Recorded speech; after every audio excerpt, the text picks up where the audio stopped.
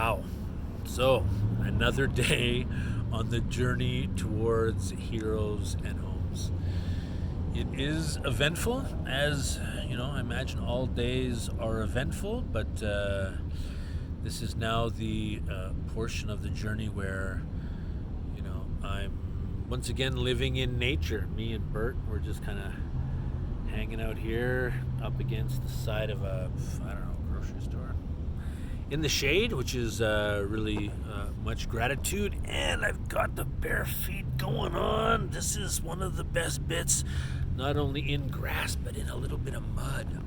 And it rained last night, so that was the other adventuring thing. I thought that I was going to venture off from Tim Hortons and go find a spot, in nature. So I was ready to leave, and it started raining. So I stood underneath, and the store closed. Tim Hortons closed at 10. So I stood in the shelter of trees for, that was like till probably past 11. And then I went to my kind of favorite spot in nature, and it was occupied. Wah, wah, wah. So I found a different spot that was more adventurous. It was just bush. There was no spot, no anything.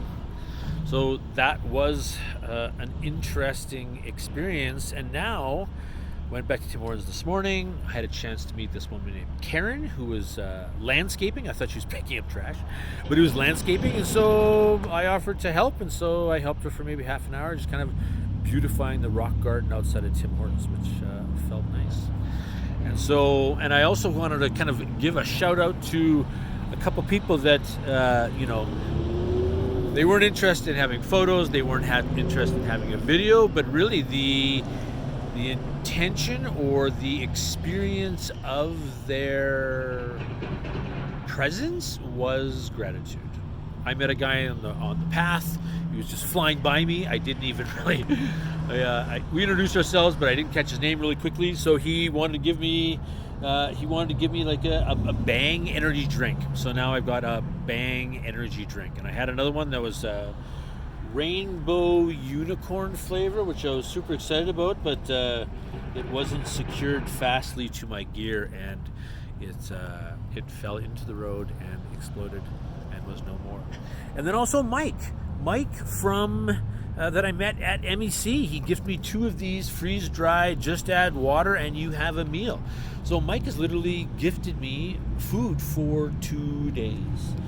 That's I don't know, I feel like that's worth mentioning, even though he was very humble and he didn't want any kind of credit but I think that is kind of part of the mission, is that, or the message is that, not only is it important to do acts of compassion, contribute acts of compassion, consciously choose acts of compassion, but also gratitude.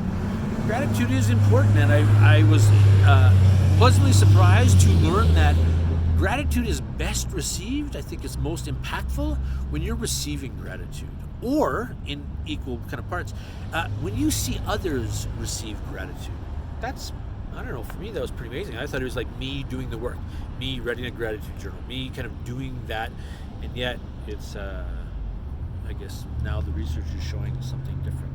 And then this is the other reality. So as much as I'm sitting here making a video, now I'm in the same kind of, I thought it was a park, but it's the Montgomery Town Square, where there's just grass and trees and such.